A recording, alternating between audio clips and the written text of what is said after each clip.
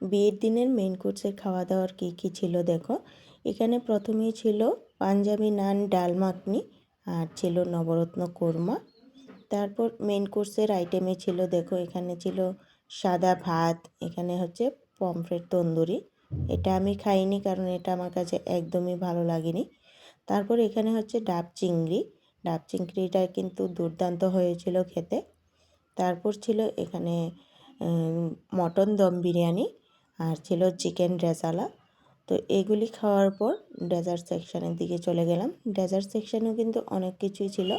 তো ডেজার্ট সেকশানে প্রথমেই ছিল রসমালাই, ছিল এখানে সন্দেশ, তারপর পাঁপড় চাটনি তো আছেই, আর সবার লাস্টে ছিল আইসক্রিম। আইসক্রিমটা এতটাই ঠান্ডা ছিল যে আইসক্রিমটা খাওয়ার আর সাহস করে উঠতে পারিনি, কারণ গলায় প্রচণ্ড ব্যথা ছিল। তারপর সবার শেষে ছিল পান। তো বিয়েতে গিয়ে যদি একটু পান মুখে না দিই তাহলে তো কিন্তু বিয়েটা কিন্তু মনেই হয় না। তো সবার শেষে একটু পান মুখে দিয়ে বাড়ি